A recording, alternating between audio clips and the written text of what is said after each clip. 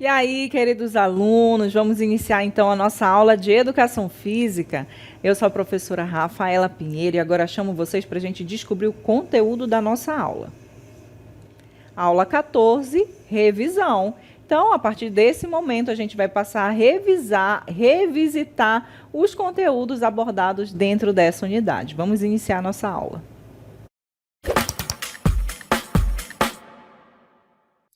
Muito bem, gente. Então, o primeiro tópico que eu quero lembrar aqui do que nós aprendemos ao longo da segunda unidade foram as regras básicas do rugby. O rugby é um esporte do tipo de invasão, né, cujo objetivo é levar a bola até a linha de gol adversária e marcar pontos durante 2 tempos de 40 minutos, através de diferentes jogadas, como try, ensaio e chute ao gol. Conversion, né, chamado também de conversion, conversão. Diferente de outros esportes, a bola só pode ser passada para trás, tornando o posicionamento e a estratégia fundamentais para o jogo. Então aí nós temos um resumo completo dos principais fundamentos aí do rugby. O rugby, ele é um esporte praticado geralmente num campo, né, de grama, umas dimensões muito parecidas com o do futebol de campo, né? Cerca de 90 metros de comprimento no total. E aí, gente, o objetivo do jogo de rugby é o jogador que está em posse da bola levar até a linha de fundo adversária, conforme nós estamos vendo naquela imagem, né? O jogador ele tem que colocar a bola exatamente depois dessa linha de fundo, com as mãos. Ele não pode jogar, não pode arremessar, não pode usar os pés, ele tem que levar a bola em mãos e colocar no chão antes de ser derrubado pelos adversários que estão tentando recuperar a bola também. Então, esse é o objetivo principal.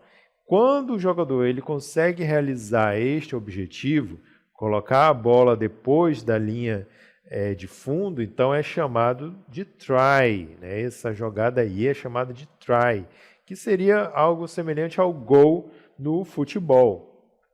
Tá? Então, try é como se fosse o gol deles e equivale a 5 pontos, é a maior pontuação dentro do jogo. Uma vez que o jogador conseguiu realizar um try, ele tem direito automaticamente de realizar um chute em direção às traves, que nós vamos chamar aqui de gol, tá? Mas eles não chamam exatamente de gol. Eles realizam um chute. Aí sim pode usar os pés, né? E aí ele coloca a bola em pé, essa bola que já dá para perceber que tem um formato diferente, né? Ela não é uma bola circular, ela é uma bola oval. E aí o jogador ele pode tentar um chute de forma que essa bola passe entre os travessões verticais e acima do travessão horizontal. E aí, ele conseguindo esse feito, ele acumula mais 3 pontos para a jogada dele, né? E aí, a equipe que está sem a posse de bola, como é que deve fazer? Aí vem outro fundamento do rugby que nós aprendemos, que é o tackle. O tackle é a jogada de você tentar impedir o avanço do jogador que está em posse de bola, agarrando ele pelas cinturas ou pelas pernas, certo? Então o jogador realmente agarra e tenta derrubá-lo de forma que no momento em que ele é derrubado, então aí forma-se um paredão entre as equipes para disputar a posse de bola. Eles se juntam um com o outro e aí eles vão empurrando a outra equipe até que a bola chegue abaixo do seu próprio grupo, né? E aí sim eles podem pegar a bola com as mãos. Antes disso, eles não podem simplesmente pegar ou tentar tomar a bola das mãos do jogador que está segurando ela. Não pode, não acontece assim, certo? Então esse é o fundamento do tackle. E essa estratégia do jogo de formar paredões para empurrar um ao outro, para disputar a posse da bola, é chamada de hook, né? O ruck, no sotaque inglês, né? Então, gente, esses são os principais fundamentos aí que nós aprendemos no rugby. Logo depois, nós aprendemos sobre outro esporte, que é da categoria de rede e parede, que é o voleibol. E nós vimos que no vôlei, cada equipe pode dar no máximo 3 toques na bola antes de enviá-la para o outro lado. O mesmo jogador não pode dar 2 toques consecutivos, exceto no bloqueio. Os jogadores realizam rodízio de posição a cada vez que a equipe recupera o direito de sacar. Taticamente, as equipes se organizam em sistemas, como o 5x1, onde há 5 atacantes e um levantador, otimizando as jogadas de ataque. O posicionamento em quadra é crucial tanto para defender o próprio espaço quanto para explorar os pontos fracos do adversário. E aí, gente, o voleibol é aquele jogo tradicional que a gente também já conhece bastante, juntamente com o futebol. O voleibol também ele é muito popular, né, aqui no Brasil, e a gente sabe direitinho como que joga, né?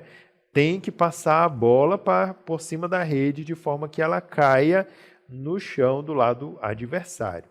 E aí, para realizar isso, você tem até 3 toques na bola, sendo que cada jogador só pode tocar uma vez na bola, não pode ter 2 toques consecutivos.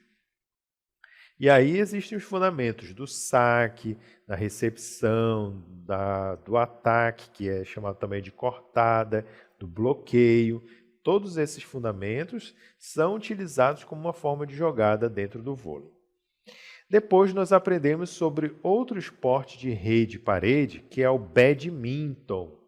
Uma partida de badminton é disputada em uma melhor de 3 sets de 21 pontos. A peteca só pode ser tocada uma vez pela raquete antes de passar para o outro lado. Diferente do vôlei, a peteca não pode quicar no chão. Taticamente, no jogo de simples, ou seja, no jogo de 1 contra 1, o objetivo é movimentar o adversário pela quadra, explorando os 4 cantos e utilizando a variação de golpes, curtos e longos. Já nos jogos de dupla, a sincronia e o domínio da rede são fundamentais, como os jogadores se posicionando lado a lado ou um na frente e outro atrás, dependendo da situação de ataque e defesa. Então vamos relembrar aqui uma quadra de badminton, onde ela se assemelha bastante com a quadra de tênis, né? Mas tem certas diferenças, por exemplo, o tamanho da rede, né? A altura e algumas dimensões da quadra. Mas, veja bem, o badminton possui essa linha central, que é onde fica a rede. E o objetivo do jogo do badminton é bater numa peteca. Aqui se usa a peteca, né, ou volante, como chamam no jogo, de forma que ele caia no lado adversário, no chão adversário, tá?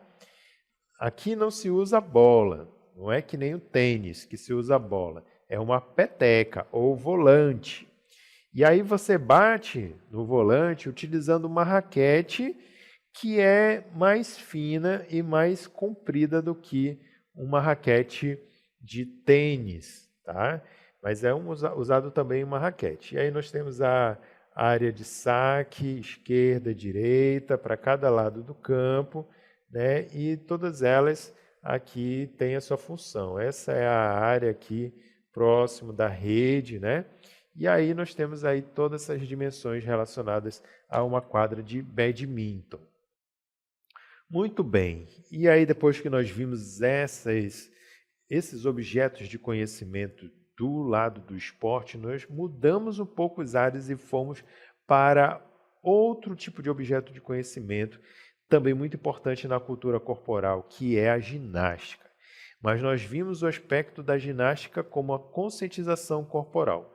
Nós aprendemos que a ginástica de conscientização corporal é uma prática que tem como objetivo aumentar a percepção do próprio corpo, melhorando a postura, os movimentos e o bem-estar físico e emocional.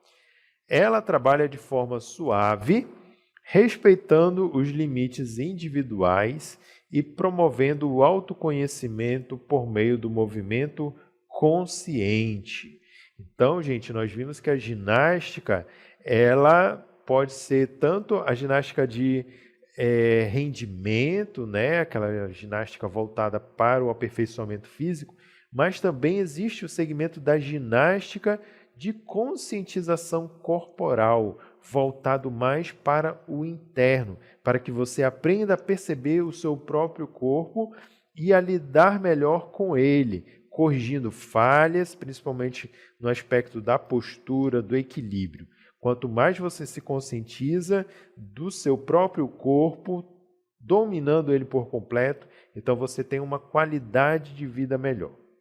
Depois nós falamos aí sobre os primeiros socorros, né, gente? Vimos aí também situações que acontecem no cotidiano e possivelmente também situações de prática de atividade física, aula de educação física. Às vezes é normal acontecer alguns certos acidentes. E nessas horas é necessário que a gente saiba como agir. Então, nós vimos numa situação de traumatismo na boca e dente. O que fazer? Ao detectar o trauma, mantenha o aluno calmo e coloque um pano limpo sobre o ferimento em caso de sangramento. Em caso de dente quebrado ou avulsionado, totalmente arrancado, tente guardar o fragmento em água limpa. Evite mexer na boca e encaminhe a pessoa para atendimento imediatamente. Então, gente, se você viu alguém com a boca machucada, já sabe, tem que botar um pano limpo, uma gaze, estancar o sangue e levar imediatamente para o atendimento. Em caso de desmaio, nós aprendemos outra coisa. O desmaio é a perda momentânea de consciência, geralmente causada pela queda de pressão, calor excessivo, emoção intensa ou esforço físico. Os sinais incluem pele pálida, suor frio, tontura, visão turva e fraqueza. Reconhecer esses sintomas permite agir antes que a pessoa caia e se machuque. O desmaio, gente, ele geralmente é algo que não acontece assim tão abruptamente. Geralmente ele vem dando sinais, a pessoa vem tendo uma queda de pressão arterial, vai ficando fria, gelada, vai tendo sintomas de visão turva, vai ficando mais lenta. Então, tudo vai dando indícios, de forma que se tiver uma pessoa muito próxima, dá tempo ainda de ajudar, né, dar um apoio na pessoa. Mas caso a pessoa caia, então é necessário que você procure sempre afrouxar as roupas, garantir a ventilação da pessoa, ajudar ela a se recompor, mas evite ficar batendo na pessoa, né? Ficar mexendo, ou ficar oferecendo coisas para cheirar, não façam isso. Espera a pessoa recompor ali o seu bem-estar ali para ela poder reagir novamente, tá bom? Bom, e aí nós vimos uma animação que mostra como que você deve agir numa situação de corte na pele, outra situação de primeiros socorros também. Então vamos lá visualizar a animação.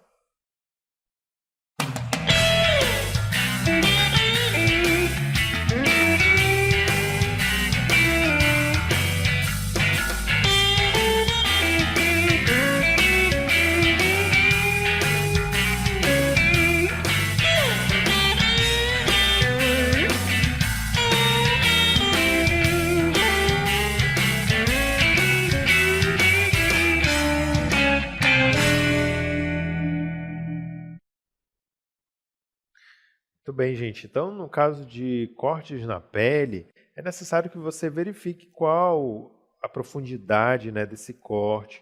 Se estiver sangrando, ele já tem uma certa profundidade, ele já atingiu a camada da derme, né, que já é composta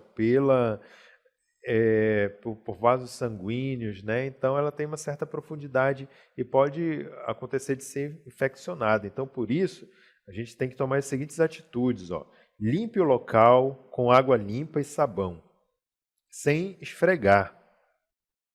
Em caso de sangramento, pressione com pano limpo ou gaze até estancar. Cubra com um curativo, mantendo-o protegido. Não aplique medicamentos sem orientação. Ferimentos extensos, com sangramento persistentes ou sinais de infecção, devem ser avaliados por profissionais. Então, gente, é o seguinte, corte na pele, estanca primeiro, faz a limpeza, né? Leva para limpar com água e sabão, pode ser que esteja ali sujo, pode ser que esteja com poeira, com sujeira, enfim, limpa bem, vai doer, né? Vai doer, vai arder, mas é importante. Mas tem que ser, gente, com água limpa e sabão de preferência neutro. Não vão utilizar shampoo e também não pode utilizar outros produtos, tá? Não vão passar pasta de dente, não vão passar qualquer outra coisa aí que não seja isso, tá? E aí você fez a limpeza, estanca o sangramento, caso esteja com sangramento, coloca um pano limpo, uma gaze, aperta, né, comprime bem para evitar que o sangue continue extravasando mais. E aí, se é possível de se mover, leve imediatamente para o socorro ou aguarde a chegada de uma ambulância, caso seja muito extenso o ferimento, ok? E aí, depois de falarmos aí sobre esse conteúdo de primeiros socorros, nós fomos então para outra categoria, né, da cultura corporal, que é a dança. E nós vimos aí as danças de salão, mais especificamente sobre o forró. E aí nós aprendemos que existem 3 tipos de forró: o pé de serra, o universitário e o eletrônico. Então, o forró pé de serra é o mais tradicional, que utiliza os instrumentos acústicos, aqueles básicos lá que nós aprendemos, né? A sanfona, a zambumba e o triângulo. Esses são os 3 elementos acústicos principais do forró. E aí nós temos o forró universitário, que é o popular entre os jovens, com passos mais suaves e músicas adaptadas. E também tem o forró eletrônico, que é o mais acelerado, com inclusão de bateria, teclado e até guitarra também. Então, cada tipo tem variações de dança e musicalidade, mas todos mantêm a essência do forró como expressão cultural coletiva. Passado aí esse conteúdo sobre danças, nós fomos já para outra área que foi sobre os esportes de aventura, as práticas corporais de aventura na natureza. E nós aprendemos as seguintes modalidades. O primeiro delas foi o rapel. O rapel é uma atividade de descida vertical feita com o uso de cordas e equipamentos de proteção, como capacete e cadeirinha, normalmente praticado em paredões ou ambientes naturais. Exige técnica, equilíbrio e controle corporal. É ideal para trabalhar confiança, superação do medo e respeito às normas de segurança. E os equipamentos, gente, é o seguinte: os principais equipamentos do rapel incluem corda, como vocês podem ver aí nessa imagem, né? Cadeirinha, freio, mosquetões, capacete e luvas. Além desses itens essenciais, pode-se utilizar outros acessórios, como anel de fita, conectores, proteção de corda, mochila de corda e fitas tubulares para ancoragem. Então, o rapel consiste em você descer grandes alturas. Pode ser de uma ponte bem grande, bem alta, né? Pode ser de um prédio enorme, pode ser também de uma cachoeira bem grande, né? Então, isso daí é o rapel, você descer de um ponto a outro. Outra modalidade de aventura é o SUP, o Stand-Up Paddle. Consiste em remar em pé sobre uma prancha em rios, lagos ou mares calmos. Trabalha o equilíbrio corporal, força nos membros superiores e estabilidade postural. Além de ser acessível, é uma prática relaxante que conecta o aluno ao ambiente aquático e estimula a concentração e o ritmo respiratório. Então, gente, o SUP é essa prática feita em cima dessa prancha enorme aí com um remo também bem comprido. A pessoa sai remando em cima da prancha, utilizando aí o equilíbrio e a coordenação. E por último, nós falamos sobre a corrida de orientação, que é muito praticada, né? Foi criada pelos militares e hoje ela é muito praticada também por civis. Então, na corrida de orientação, os participantes se deslocam por um ambiente natural, com auxílio de mapa e bússola, buscando pontos determinados. A atividade promove atenção, agilidade, tomada de decisões e leitura de espaços. É possível adaptar a prática com mapas simples e tarefas em áreas escolares ou comunitárias. Então, esses foram os principais conteúdos trabalhados comigo ao longo da unidade 2. Eu espero que todos tenham feito uma ótima revisão e agradeço pela atenção de todos.